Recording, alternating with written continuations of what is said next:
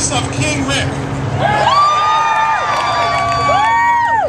In a state with 4 million people who cannot see a doctor when they're sick, he wants to cut health care. In a state that has the lowest expenditure per student in the entire country, except for Mississippi, and thank God for Mississippi, it makes us 49th. He wants to cut education.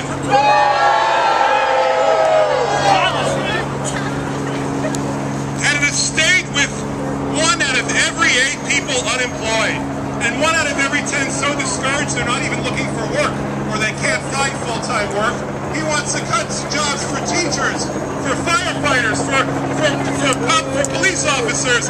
This is madness!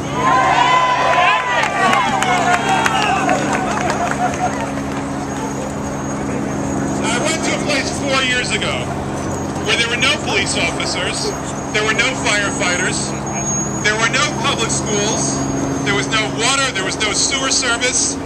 Rick Scott would call that paradise on earth. Everyone else calls it Somalia. And that's what he wants Florida to become, West Somalia. Got a good picture. Now it's my pleasure and my honor to nominate Governor Rick Scott for his next position, the mayor of Mogadishu.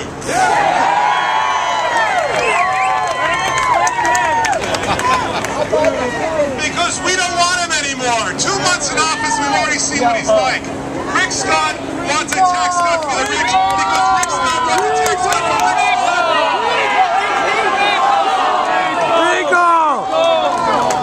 Rick Scott wants to eliminate taxes for corporations in Florida when they've got all the money, because Rick Scott is a corporation.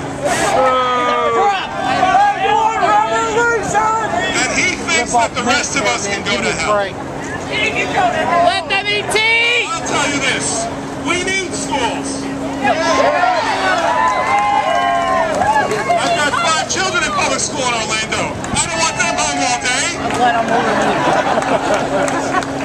We need hospitals, we need roads, we need bridges. No kid. We need the things that government provides us.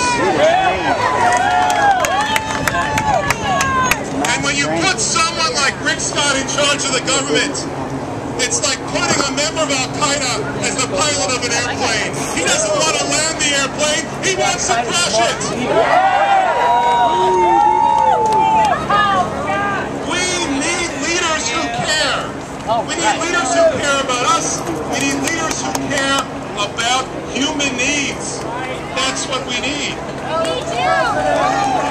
And there is a lesson that Rick Scott is going to learn. Before he's able to cut teacher salaries, before he's able to cut firefighter salaries, before he's able to cut the salaries of the people who protect us all day long and keep us safe, he's going to learn a lesson that the progressives taught this country 100 years ago. That Franklin Delano Roosevelt and the New Deal taught this country 70 years ago. That John F. Kennedy and Robert Kennedy and the New Frontier taught us a generation ago. And that lesson is this: the people united will never be defeated. The people united will never be defeated. The people united.